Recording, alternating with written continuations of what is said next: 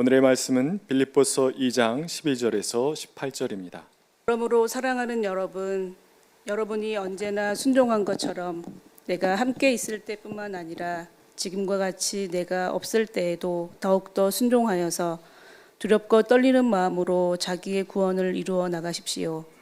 하나님은 여러분 안에서 활동하셔서 여러분으로 하여금 하나님을 기쁘게 해드릴 것을 염원하게 하시고 실천하게 하시는 분입니다. 무슨 일이든지 불평과 시비로 하지 말고 하십시오. 그리하여 여러분은 흠이 없고 순결해져서 구부러지고 뒤틀린 세대 가운데서 하나님의 흠없는 자녀가 되어야 합니다. 그리하면 여러분은 이 세상에서 별과 같이 빛날 것입니다. 생명의 말씀을 굳게 잡으십시오. 그리하면 내가 다름질한 것과 수고한 것이 헛되지 아니하여서 그리스도의 날에 내가 자랑할 수 있을 것입니다. 그리고 여러분의 믿음의 제사와 예배에 나의 피를 붓는 일이 있을지라도 나는 기뻐하고 여러분 모두와 함께 기뻐하겠습니다. 여러분도 이와 같이 기뻐하고 나와 함께 기뻐하십시오. 이는 하나님의 말씀입니다. 주님의 은총과 평강이 교회 여러분 모두와 함께 하시길 빕니다. 앞서도 얘기한 것처럼 마침내 하나의 끝자락에 당도했습니다. 365일 징검다리 365 마지막 징검도루에 우리들이 서 있습니다. 시간 속을 걸어온 우리의 발자국을 돌이켜 생각해 보면 부끄러울 때도 많습니다. 왜냐하면 우리가 지리산 가리산 어지럽게 걸어온 흔적들이 보이기 때문에 그러합니다. 만감이 교차합니다. 감사와 기쁨의 순간도 물론 많았습니다. 그러나 더 많은 시간 우리 속에는 후회와 그리고 슬픔과 아픔이 있었고 때때로 우리 마음속 깊은 곳에 스며들고 있는 환멸을 다스리기 위해 애를 써야 할 때도 있었습니다. 올해도 역시 복잡한 한 해였습니다. 전국의 대학 교수들을 대상으로 해서 설문조사한 끝에 대학 신문이 내놓은 올해의 사자성어는 결리망의입니다. 사람들이 저마다 이익을 보면은 의를 망각하곤 했다라고 하는 뜻일 겁니다. 마치 이것은 안중근 선생님이 좋아했던 글귀의 정반대 상황이죠. 의를 보거든 이익을 보거든 의를 생각하라고 안중근 그렇게 좌우명으로 삼고 살았지만 오늘 우리가 살고 있는 세상은 이익을 보면 의를 잊어버린 세상, 전도된 세상이었다. 이것이 우리 시대를 바라보고 있는 쓸쓸한 시선이라고 말할 수 있겠습니다. 결리망의 이것은 사적 공간에서도 그랬지만은 공적인 영역에서 더욱더 도드라지게 보였던 것이 사실입니다. 이런저런 사건 사고들이 참 많이 일어났고요. 고통받는 사람들은 더욱더 고통을 받게 되었습니다. 뿐만 아니라 세계는 지금 전쟁 중에 있습니다. 저는 전쟁이 인류가 만들어낸 가장 큰 낭비라고 늘 생각합니다. 왜냐하면 물자도 낭비되지만 파괴되기 때문에 또 전쟁 물자로 쓰이기 때문에 무엇보다도 천하보다도 귀한 생명들이 속절없이 죽어가기 때문에 전쟁은 가장 큰 낭비라고 저는 늘 이야기를 합니다. 전쟁과도 같은 상황 속에 우리들이 살고 있습니다. 그래서 어떤 이들은 우리 시대를 가리켜 위험시대라고 얘기하기도 했습니다. 위험사회의 징후가 도처에서 나타나고 있는 것이 사실입니다. 우리의 마음은 점점 무거워졌고 마치 중력에 이끌리듯 밑으로 점점 가라앉는 것이 우리의 심정입니다. 그러나 오늘 우리는 얘기할 수 있습니다. 그래도 우리는 내 발로 대지를 딛고 오늘 이 자리에 서 있다는 것이죠. 내가 의지가 강했기 때문일까 생각해 보지만 돌이켜 생각해 보면 어려울 때마다 우리를 수렁 같은 현실에서 끄집어내서 반석 위에 세워주셨던 하나님의 은혜가 보이지 않게 작동되고 있었음을 알 수 있습니다.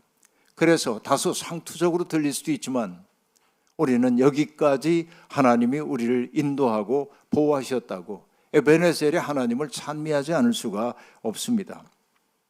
그렇습니다. 바울 사도도 자기의 인생 경험을 담아서 했던 말 있죠.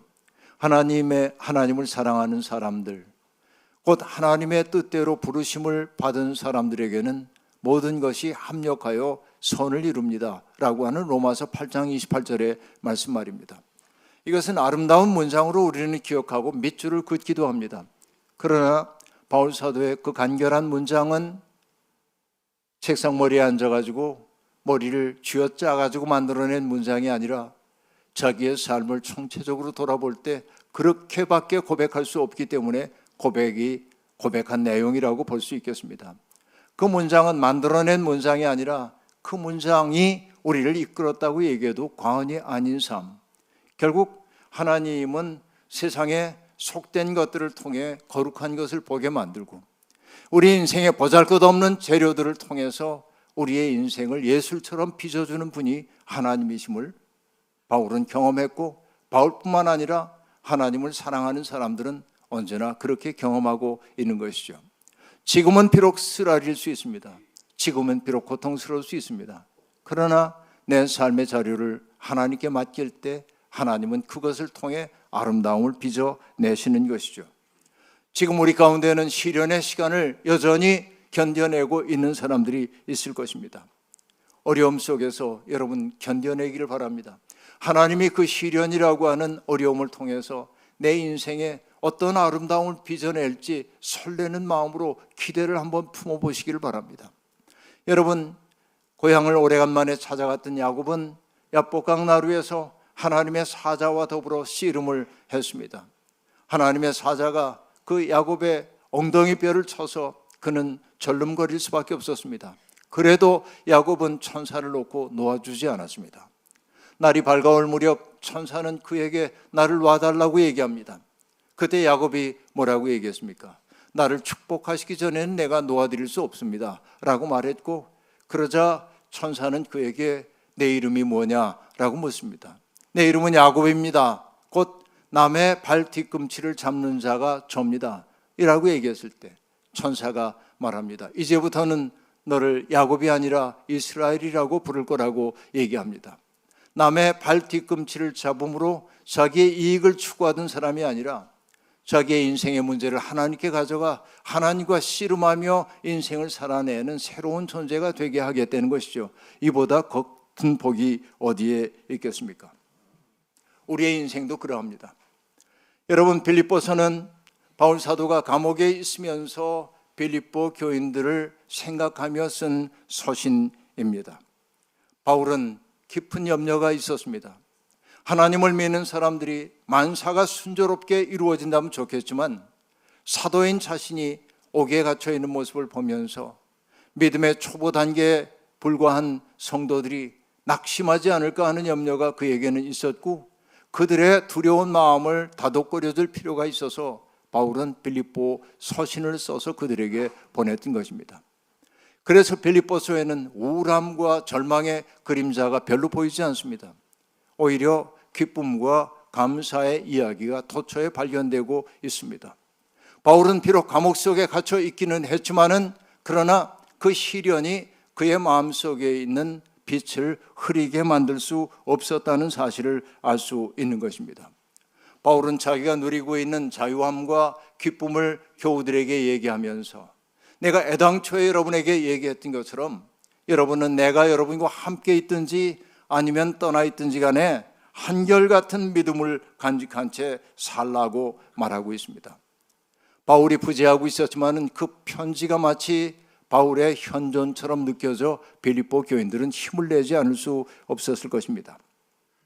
바울은 빌립보 교인들에게 더욱더 순종하여 두렵고 떨리는 마음으로 구원을 이루라고 말하고 있습니다.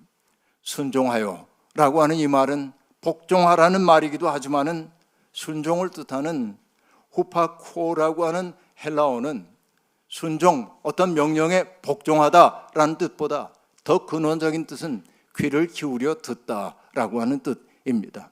그러니까 내 마음을 어지럽히는, 내 귀를 어지럽히고 있는 수많은 소리들이 있지만은 하나님의 그 말씀에 귀를 기울여 경청하라고 하는 이야기입니다. 경청한다고 하는 거 생각할 때마다 제게 떠오르는 이미지는 박목월 선생님의 시 윤사월입니다. 여러분도 아마 다 기억을 할 거라고 생각합니다.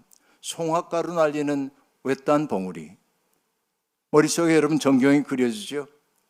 윤사월 해길다 꾀꼬리 울면 산지기 외딴 집 눈먼 처녀사 문설주에 귀 대이고 엿듣고 있다, 이렇게 말합니다. 여러분 이 광경을 머릿속에 한번 그려 보십시오. 앞을 보지 못하는 눈먼 처녀에게도 봄이 다가왔습니다. 봄은 꾀꼬리의 울음소리와 더불어 그에게 찾아왔는지도 모릅니다. 송화가루 날리는 향기가 코끝을 간지럽힙니다. 꾀꼴꾀꼴하는 소리가 들려오자 그 산지기 처녀는 그 문설주에 귀를 대고 온 세상과 소통하기 위해서 온몸이 귀가 되어 서 있습니다. 이 광경이 얼마나 아름다운지 모릅니다. 행여 기척을 느낀 꾀꼬리가 날아갈세라 기척조차 없이 기대어 소리에 집중하고 있는 이 모습을 저는 정교하게 얘기하고 있는 노미노제적 체험이라고 생각합니다. 성스러운 세계와 속된 세계가 하나가 되어버리는 우주적인 비의에 확 접촉되어 버린 것 같은 그런 순간을 이 눈먼 처녀는 경험하고 있다는 것이죠. 바로 이것이 들음입니다. 그러니까 너희들이 순종하여라고 하는 말은 그렇게 하나님의 말씀에 귀를 기울이라고 하는 이야기입니다. 그리고 두렵고 떨리는 마음으로 구원을 이루라고 말하고 있는데 바로 이렇게 하나님의 그 큰 세계에 접촉을 이룬 사람들의 으뜸가는 삶의 태도는 뭐냐면 두렵고 떨리는 마음으로 살아가는 것입니다. 자기 좋을 대로 살지 않아요. 함부로 살지 않아요. 나대지 않는다 말이죠. 두렵고 떨리는 마음으로 조심스럽게 인생을 살아가는 겁니다. 그런데 구원을 이루라고 하는 말은 구원을 얻기 위한 조건을 만들라고 하는 말 아닙니다. 구원은 주님의 은혜로 우리에게 무상으로 주어지기 때문에 그렇습니다. 그러면 구원을 이루라고 하는 말은 어떤 의미일까요? 구원을 받은 사람답게 살라는 말일 겁니다. 구원을 받은 사람답게 사는 이들은 어떤 사람입니까? 예수 그리스도가 앞서 보여주신 삶을 사는 것 아니고 무엇이겠습니까? 주님은 온 세상이 분열되어 있고 찢긴 세상에 오셔서 사람들을 만나게 만드셨고 찢어진 것을 기워 만나게 해주셨던 분이죠. 그러니까 분열된 세상에서 화합과 평화를 이루어낸 것이 그리스도의 삶이었고 우리가 구원받은 자로 산다고 하는 것은 바로 그런 삶이 아니고 무엇이겠습니까? 세상에 존재하는 모든 사람들은 저마다 다 자기 중심주의에 사로잡혀 있는데 주님은 가장 아름다운 모습이 자기의 중심을 해체하고 타자의 고통을 덜어주기 위해 몸을 낮추는 것임을 보여주셨습니다. 구원을 이루며 산다고 하는 것은 바로 그런 삶의 태도를 내가 받아들인다는 것 아니고 무엇이겠습니까? 구원을 받는다는 것은 무엇입니까? 내가 지배하는 자리에 서려고 하는 것 아니라 가장 낮은 자리에서 사람들을 떠받들어주는 삶을 살게 되는 것이 바로 구원받은 사람의 삶이 아니고 무엇이겠습니까? 바로 이것이 주님이 요구하시는 자기 부정의 삶입니다. 20세기의 위대한 탁월한 영성가인 토머스 머튼이라고 하는 분은 그 토머스 머튼은 이 자기 부정을 이런 짧은 문장으로 설명하고 있습니다. 나 자신이 되기 위해서 내가 항상 되고 싶어하는 그것이 되기를 포기해야 하고 나 자신을 찾기 위해서는 나 자신으로부터 떠나야 하고 살기 위해서는 죽어야 합니다. 이것이 여러분 토마스 머튼이 얘기하고 있는 자기 부정의 삶입니다. 아까도 얘기한 대로 사람은 너나 할 것 없이 이기적으로 태어났기에 자기의 욕망과 야망을 이루기 위해 발버둥 치며 살아갑니다. 다른 사람들을 목적이 아닌 수단으로 대하는 일도 부끄러운 줄도 모르고 자행하며 삽니다. 누군가를 지배하려 합니다. 그런데 토마스 머튼은 얘기합니다.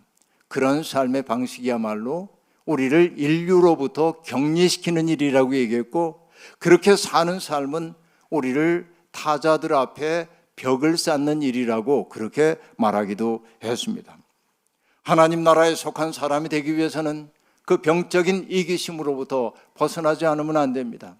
그래서 토마스 머튼은 이 문장들을 대비시켜 놓고 있습니다. 참으로 나 자신이 되려는 사람은 뭘 하려는 겁니까? 나를 포기해야 합니다. 나를 찾으려고 하는 사람은 나를 떠나야 합니다. 살기를 원하는 사람은 죽어야 합니다. 여기에 신앙의 역설이 있습니다. 우리는 바로 이런 세계 속에 초대를 받았다고 얘기할 수 있겠습니다. 포기하고 떠나고 자기에 대해서 죽을 때 나는 손해보는 것처럼 보이지만 바로 그때 우리에게 유입되고 있는 것이 무엇입니까? 자유입니다. 자유, 누구도 빼앗아갈 수 없는 자유 말입니다. 나를 내려놓았을 때 나는 자유로워집니다. 누구에게도 예속되지 않습니다. 어떤 것에도 구애받지 않는 자유로움이 우리 속에 들어오는 겁니다. 병적인 이기주의에서 벗어나기 시작할 때 비로소 하나님이 내 속에서 일하시는 것을 느끼기 시작합니다. 빌립보에서 제가 가장 좋아하는 문장 가운데 하나가 여기 등장하는데 빌립보서 2장 13절의 문장입니다. 바울은 이렇게 얘기합니다. 하나님은 여러분 안에서 활동하셔서 여러분으로 하여금 하나님을 기쁘시게 해드릴 것을 염원하게 하시고 그것을 실천하게 하시는 분입니다. 이렇게 말하고 있습니다. 이것이 하나님의 일하는 방식입니다. 하나님의 일하시는 방식이 우리를 향한 그분의 사랑을 나타내 보여주고 있습니다. 하나님은 먼저 내 속에 하나님을 기쁘시게 해드릴 것을 염원하는 마음을 먼저 심어주십니다. 이것을 다른 말로 얘기하면 뭡니까? 하나님과 깊은 마음의 일치를 이루게 해주신단 말입니다. 제가 일수 얘기하는 것처럼 이렇게 하나님과 접속된 마음을 가진 사람들은 저는 이렇게 표현합니다. 세상을 바라볼 때 하나님의 눈으로 이웃을 바라보고 하나님의 마음으로 사람들을 대한다라고 얘기하죠. 바로 이것이 하나님의 마음이 내 속에 들어왔을 때 일어나는 현상입니다. 바로 이것이 성령을 통하여 우리에게 하나님이 심어주신 마음이라고 얘기할 수 있겠습니다. 여러분, 우리 교우들 가운데 정말 보이지 않는 곳에서 선을 행하는 분들이 많다는 것이 목회자로서의 저의 감사이고 자부심이기도 합니다. 고마운 것은 그들이 절대로 사람들에게 떠벌리지 않는다는 것입니다. 심지어는 저에게도 자기가 한 선행 얘기를 하지 않습니다. 그런데 세상의 모든 이야기는 들어오도록 되어 있죠. 어떻게 들어오냐면 그 도움 때문에 절박한 어려움에서 벗어난 사람들이 고마운 마음 표현할 길 없어서 저한테 전화를 해서 제가 이런 도움을 받았습니다. 제가 이런 어려움 속에서 이렇게 견뎌낼 수 있었습니다 하는 이야기를 듣습니다. 왼손이 하는 일, 오른손이 모르게 하는 그런 일들을 하고 있는 거 무엇일까요? 그분들이 선하기 때문에요? 그럴 수 있습니다. 그러나 근원적인 건 뭡니까? 하나님께서 그 마음속에 하나님이 기뻐하시는 일을 염원하게 하시고 또 그 일을 실천하게 해주셨기 때문에 그런 거예요. 은혜 아니면, 은혜가 아니고는 설명할 수 없는 세계가 바로 여기에 있다는 얘기입니다. 그런데 여러분, 이렇게 우리들이 선한 의지를 가지고 하나님의 일을 하지만 하나님의 일을 하다 보면 갈등도 생기게 마련입니다. 흔히 사람들은 갈등을 아주 부정적인 것으로 생각할 때가 있습니다. 왜냐하면 갈등의 부정적 면모를 잘 알기 때문에 그렇습니다. 사람들을 분열시키고 서로의 마음에 상처를 줄 수도 있는 것이 갈등이죠. 그래요. 갈등은 그런 요소 있어요. 그러나 믿음 안에서의 갈등은 그 갈등을 창조적으로 전환시킬 수 있는 능력이 있어야 합니다. 갈등이 있기 때문에 나와 생각과 그리고 세상을 바라보는 관점이 다른 사람이 있다는 사실을 알게 되었고 그들의 관점을 내 속에 수용하는 과정을 통해 세상에 대한 이해가 깊어진다고 한다면 그 갈등은 나쁜 것 아니라 창조적 갈등이지요. 나를 확장하는 일이기 때문에 그렇다고 말할 수 있습니다. 그러나 우리가 그 갈등을 잘 해결하기 위해 필요한 태도가 있습니다. 오늘 사도 바울이 얘기합니다. 무슨 일을 하든지 불평이나 시비를 하지 말고 하십시오 라고 말합니다. 불평이라고 번역되어 있는 이 단어는 헬라어를 번역하자면 구시롱되지 마십시오 라는 말이에요. 마음에 탐탁지 않아가지고 뒤에서 중얼중얼하고 사람들 사이에 부정적인 말들을 옮기는 것을 여기에 불평이라고 얘기합니다. 시비라고 하는 말, 그것은 애정 없는 비난을 가리킵니다. 자기의 의지를 관철시키기 위해서 논쟁을 벌이는 일을 시비라고 얘기하고 있습니다. 불평과 시비는 때때로 한 공동체의 결속을 훼손시키는 담을 허무는 여우가 될 수도 있는 것입니다. 그 때문에 저는 언제나 어떤 일을 하든지 늘 생각나는 분이 한 분 계십니다. 모의당 장일순 선생님이신데요. 그는 참 깊은 사유를 했던 분입니다. 그의 혹 가운데 하나가 일속자이기도 한데, 일속자라는 거 한자니까 번역하면 좁쌀 한 알, 자기를 그렇게 작게 여겼던 분인데, 이 모의당 장일순 선생님에게 어떤 사람이 찾아와서 하루는 얘기했습니다. 민주화를 위해 애쓰는 사람들 사이에 의견 갈려서 서로 갈등하고 있다는 이야기를 아주 안타깝게 선생님에게 늘어놓습니다. 그때 장일순 선생님이 이렇게 응대를 하셨습니다. 물론 모순이 있는 일에 협력해서는 안 되지. 그런데 방법적으로는 아주 부드러워야 할 필요가 있어. 부드러운 것만이, 생명이 있는 것만이 딱딱한 땅을 뚫고 나와 꽃을 피울 수 있는 것이거든. 그러면서 그 다음에 이어서 하는 얘기가 기가 막힙니다. 사회를 변혁하려면 상대를 소중히 여겨야 해. 상대는 소중히 여겼을 적에만 변하거든. 무시하고 적대시하면 더욱 강하게 나오려고 하지 않겠어? 상대를 없애는 게 아니라 변화시키는 것이 중요하다면 다르다는 것을 적대 관계로만 보지 않았으면 좋겠다, 이 말이야. 이렇게 얘기하십니다. 저는 이 말에 깊이 공감합니다. 어느 외국 기자가 모의당 선생님을 찾아와서 이런저런 얘기를 하다가 문득 질문을 던졌습니다. 선생님, 혁명이란 무엇입니까? 그러자 선생님이 대답합니다. 일반적인 혁명을 묻는 겁니까? 아니면 내 생각을 묻습니까? 내 생각을 묻는 거라면 이렇게 대답하고 싶습니다. 혁명이란 따뜻하게 보듬어 안는 것이지요. 낯선 얘기였습니다. 그러자 기자가 묻습니다. 아, 그런 혁명도 다 있습니까? 혁명이라는 건 투쟁하는 거 아니에요. 바꿔내는 거 아니에요. 누군가를 끌어내리는 거 아니에요. 근데 따뜻하게 보듬어 안는 거라고 하니까 그런 혁명도 있습니까? 그러자 선생님이 대답합니다. 혁명은 새로운 삶과 변화가 전제가 되어야 하지 않겠소? 새로운 삶이란 폭력으로 상대를 없애는 게 아니고 닭이 병아리를 까내듯이 자신의 마음을 다 바쳐 하는 노력 속에서 비롯되는 것이잖아요. 새로운 삶은 보듬어 안는 정성이 없이는 오지 않는 법이랍니다. 이렇게 얘기합니다. 뭔가를 따뜻하게 보듬어 안음으로 여러분 병아리를 깨우는 것처럼 사는 것, 이것이 진짜 혁명이라고 얘기하고 있는 것이죠.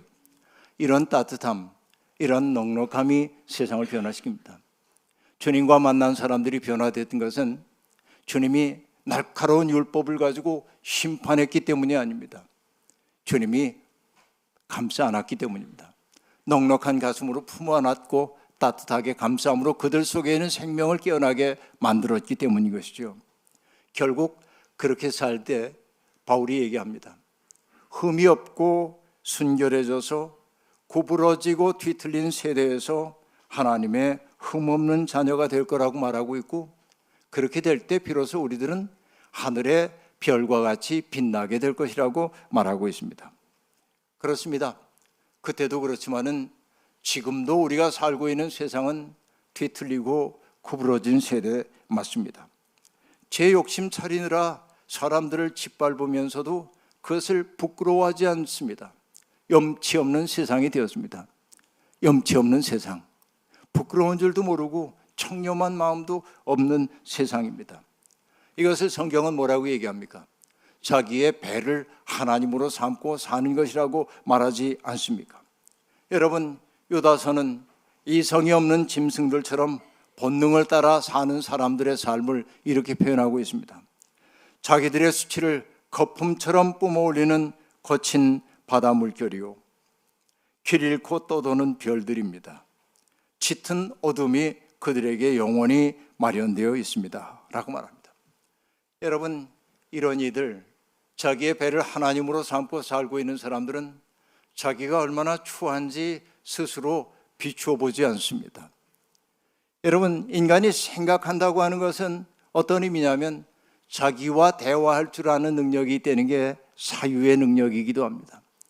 자기와 대화한다는 것은 자기를 늘 합리화한다는 얘기가 아니고 자기를 문제로 삼고 돌아본다는 것을 의미합니다. 이것을 하는 과정이 사라졌을 때 자기 혼자 깨끗한 줄 압니다. 그러나 남들이 보기에는 추할 수 있다는 얘기죠. 수치를 거품처럼 뿜어올리면서도 자기는 깨끗하다 여기는 것입니다. 우리 또한 누구 가리킬 것도 없이 바로 우리의 모습이 그렇지 않습니까? 뒤틀리고 구부러진 세대에 살다 보니까 나도 모르는 사이에 우리의 마음에 때가 묻었고 우리도 경직된 사람이 되었습니다. 사람은 부모를 닮는 게 아니라 시대를 닮는다고 하지 않습니까? 시대의 풍경이 우리 속에 들어와 버리고 만 거예요. 우리 또한 비슷하다고 얘기할 수 있습니다. 그 때문에 우리의 마음속에 우리의 삶 속에 타자를 위한 여백이 점점 줄어들고 있는 것입니다. 이것을 자각하는 사람들은 새롭게 시작하지 않으면 안 됩니다. 홀로는 외롭기에 그 길 가는 게 고단하게 느껴지기 때문에 주님은 우리에게 동료를 주셨습니다. 지금 여러분 옆에 앉아 계신 분들은 주님께서 함께 그 진리의 길 걸으라고 선물로 주신 존재들입니다. 이들이 있다는 것이 얼마나 든든합니까? 우리는 그 길로 가고 있습니다. 바울 사도는 그런데 노잣돈을 주듯 우리에게 한 말씀을 탁 던져주고 있어요. 어떤 얘기입니까? 그 길을 갈 때 생명의 말씀을 든든하게 붙잡으십시오. 이렇게 얘기합니다. 여러분, 여기 생명이라는 건 그냥 라이프를 얘기하는 게 아니고 헬라어로는 조에라고 하는 단어인데 말씀은 로고스이고요. 어떤 얘기입니까? 생명력 넘치는 말씀, 다시 얘기하면 누군가 속에 생명을 불어넣는 그 말씀을 굳게 붙들려는 거예요. 누구 속에 생명을 불어넣는 그 생명이 누구였습니까? 예수 그리스도이시죠. 생명의 말씀은 바로 예수 그리스도예요. 그분이 인격적으로 구현된 존재이기 때문에 그렇습니다. 굳게 붙잡는다는 것은 떠나지 않는다는 말일 겁니다. 바울의 삶이 바로 생명의 말씀을 굳게 붙잡은 삶이라고 말할 수 있겠습니다. 바울은 그 생명의 말씀을 붙들었기 때문에 예수 그리스도를 위해 고난받는 것조차 특권으로 여겼던 것을 알 수 있습니다. 그의 소망이 있다면 무엇입니까? 사람들에게 이름을 날리고 그 때문에 물질적인 혜택을 받고 권력을 얻고 그런 거 아니죠. 바울의 유일한 소망이 있다면 다른 것 없습니다. 성도들이 진리의 길에서 벗어나지 않고 망가진 세상을 고치려고 하는 하나님의 꿈에 동참하고 그들의 살아가는 모습으로 말미암아 아름다운 세상이 구현되도록 할 때 바울은 자기의 소원이 이루어진 것으로 보고 있는 것입니다. 우리도 그 꿈에 초대를 받은 사람들입니다. 미국의 정치사상가인 한나 아렌트는 20세기에 가장 참혹했던 전쟁을 돌아보면서 나치즘과 스탈린주의가 어떤 뿌리에서부터 나왔는지를 치밀하게 19세기 역사에서부터 쭉 반추해가면서 아주 대작을 하나 썼는데 전체주의의 기원이라고 하는 책입니다. 어마어마하게 큰 책이고 읽기 쉽지 않은 책입니다. 근데 그걸 보면서 제가 느끼는 것은 뭐냐면 인간이 희망이 있을까? 인간은 참 어쩔 수 없구나. 이런 우울감이 우리 속에 차오릅니다. 그런데 그런 분석을 쭉 이끌어내다가 한나 아렌트는 그 책의 마지막 문장을 아주 희망적인 얘기로 끝내고 있습니다. 그것이 어떤 얘기냐면 다시 시작할 수 있는 능력이야말로 인간에게 주어져 있는 가장 아름다운 가능성이라는 거예요. 그러면서 그는 아우구스티누스, 여러분 한나 아렌트라는 정치학자가 칼 야스퍼스 밑에서 이 아우구스티누스의 사랑론을 가지고 박사학위를 받았는데 정치 철학인데도 그렇게 아우구스티누스를 연구를 했는데 아우구스티누스의 이야기를 딱 인용을 하고 있어요. 어떤 얘기냐면 시작이 있기 위해 인간이 창조되었다라고 하는 문장입니다. 그러면 그 문장을 딱 인용을 한 후에 한마디로 이렇게 합니다. 실제로 모든 인간이 시작이다라고 말합니다. 여러분, 바로 이 자리에 있는 우리가 시작입니다. 새로운 세계의 시작은 바로 우리들입니다. 새로운 세계의 단초로 주님은 우리를 불러주셨습니다. 바로 이 끝에서 우리는 시작을 내다보고 있는 것입니다. 세상이 모렴치한 세상이 된 것처럼 보이지만 결리망의라고 하는 이 세계관이 사람들을 사로잡고 있지만 우리는 다른 삶이 가능하다는 사실을 믿을 뿐만 아니라 그것을 시작하는 사람으로 여기에 있습니다. 올 1년 주님의 은혜 속에 걸어왔다고 한다면 다가오는 새해도 이런 다시 시작하는 용기를 가지고 살아감으로 우리를 통해 하나님의 영광이 드러나기를 주의 이름으로 축원합니다. 아멘. 주신 말씀 기억하며 거듭의 기도 드리겠습니다. 주님은 참된 보배, 참 기쁨의 근원, 이것이 우리의 고백입니다. 주님이 아니고는 우리가 이 어두운 세상에서 어떻게 빛을 향하여 고개를 들 수 있었겠습니까? 우리가 비틀거릴 때도 우리를 내치지 아니하시고 우리의 발걸음을 곧게 해주신 분이 주님이십니다. 우리가 주님께 등을 돌릴 때도 주님은 인내하는 사랑을 가지고 우리를 기다려주시고 우리를 돌이킬 수 있는 여백을 창조해 주심으로 사랑의 일에 동참시켜 주셨습니다. 우리의 발걸음 어지럽지만 어지러운 발걸음 속에서도 중심을 잃지 않을 수 있었던 것은 주님 덕분입니다. 오늘까지 그러하신 것처럼 새로운 시작으로 우리를 불러주시는 주님을 의지하고 아름답고 멋진 인생 살겠습니다. 주님, 우리를 통해 영광받아 주옵소서. 예수님의 이름으로 기도하옵나이다. 아멘.